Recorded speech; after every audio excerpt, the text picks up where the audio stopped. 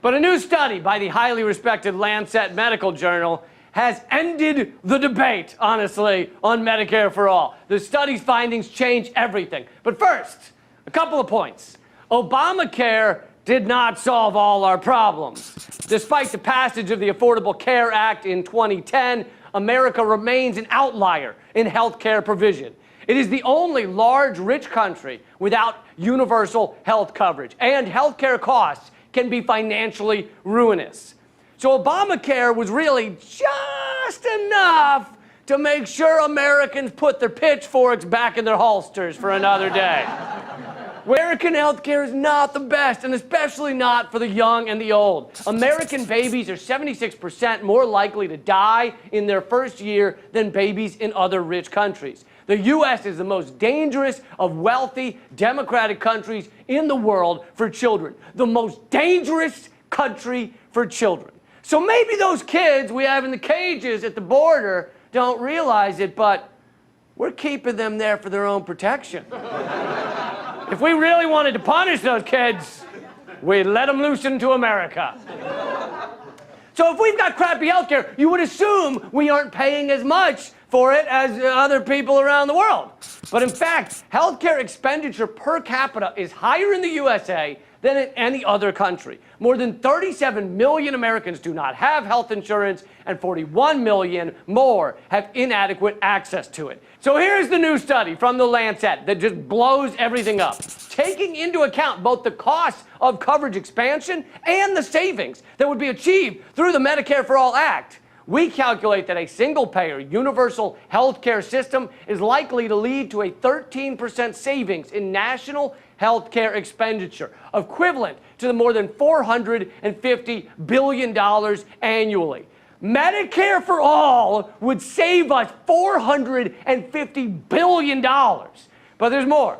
The entire system could be funded with less financial outlay than is incurred by employers and households paying for health care premiums combined with existing government allocations.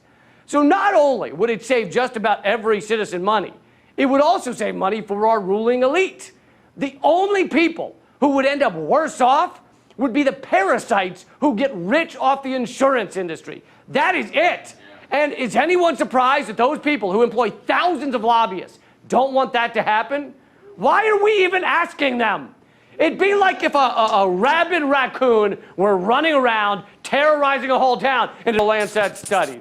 We estimate that ensuring health care access for all Americans would save more than 68,000 lives and 1.73 million life years every year compared with the status quo. Let me say it slowly for you.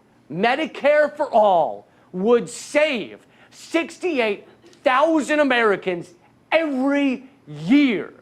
So if you don't want Medicare for All, then you want to kill Americans. Instead, I hear this crap. Let's talk about Medicare for All. Do you think there's been any truth in advertising on that? It's going to raise taxes on middle-class people, not just wealthy people. Do me a favor, can we ban the type of plastic surgery where people look shocked at everything they're saying? My name is Joe Biden, and I'm amazed I'm still alive. My face was dead and taxidermied years ago. Joe wants you to believe that your taxes would skyrocket on Medicare for All, but in fact, everyone would be paying a lot less once you calculate medical costs. In the United Kingdom, which has a national health system, even after accounting for taxes, they spend less than half of what Americans spend per person on health care. And yet life expectancy is higher. So Joe Biden, like all the corporate candidates, is full of shit. Welcome. I'm Lee Camp. Now let's take the news from behind. Investigative journalist, friend of the show, and guy with hat, Greg Palast, has won a lawsuit against the governor of Georgia. The lawsuit was to find out the thousands of names purged from the voter rolls using something called interstate crosscheck. Now, the name interstate crosscheck may sound suspicious, but have no fear. It is simply the way Republicans make sure black people don't vote. All right? No need to worry. Palast's website stated, a key issue at stake are the interstate crosscheck purge lists. secretly provided to Georgia by the Kansas Secretary of State, Chris Kobach, who worked closely with Donald Trump and is known for his racially biased vote suppression techniques. Come on, Greg, known for? Let's not exaggerate. Chris Kobach is known for many things. He can balance a broom on his nose for like 5 seconds. He can make that farting noise under the armpit. And because he's Chris Kobach of Kansas, his friends call him KKK. He's known for a bunch of things. Racist voter suppression is just one of his many talents. Anyway, this is a big step towards finding out who are the millions of people nationwide who have been illegally knocked off the voter rolls. In fact, Donald Trump would have provably lost the last election without interstate crosscheck. And the Democrats are either too stupid or too corrupt to actually stand up against it. So, friend of this show, Abby Martin, who is part of the lawsuit also against Georgia. Calling the law hilariously unconstitutional, rights groups are challenging the anti-BDS pledge that Georgia tried to force Abby Martin to sign in order to speak at an event about her incredible new film, Gaza Fights for Freedom. Check it out. The pledge is basically a loyalty oath to Israel, saying you will never in your life support the boycott, divest, and sanction movement. Because, you know, there's nothing wrong with a foreign country forcing American citizens to sign loyalty oaths in order to do business inside American states. I'm sure no one would be upset with that with other countries, right? No one would be upset if Russia forced Nebraskans to sign a pledge saying they wouldn't speak negatively about big furry hats. Welcome back. I'm still Lee Camp. After our big dumb president started a trade war with China, American farmers were hit with higher tariffs on crops they export, such as soybeans. And when our government bailed out farmers to the tune of $28 billion, multiple investigations have found that a crazy amount of that money did not go to regular farmers. For more, we go to our senior agri-cult leader, Natalie McGill. Hello, Lee. So, which farmers did this money actually reach? It reached the ones who grow the shit that tofu was made out of. And as a vegetarian, isn't that all you need to know? I mean, where else are you going to get your protein from? I don't know if you've heard, but there are these things called vegetables. No. Oh, no. I don't put anything in my mouth that looks colorful and doesn't taste sweet. All right? I learned that when I was 4 with crayons. But if you insist on knowing which farmers got the bailout, a majority of aid has gone to the wealthiest 10% of farmers.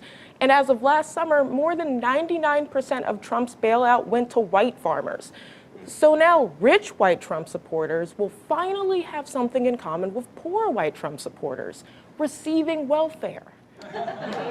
America's wealthiest farmers got the bailout money? Lee, sometimes rich white people need help. Even Mike Bloomberg needed the DNC's help to get into Wednesday's Democratic debate. And if he couldn't get in just on wealth alone, the rest of us are fucked.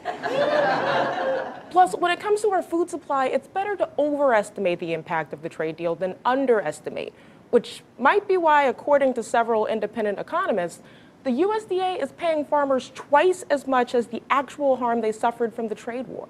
So the people who need the least help are the only ones who profit. This is exactly what happened when our government bailed out Wall Street, which then bailed out the oil industry that's destroying our planet. But who doesn't bail out friends when they're in trouble?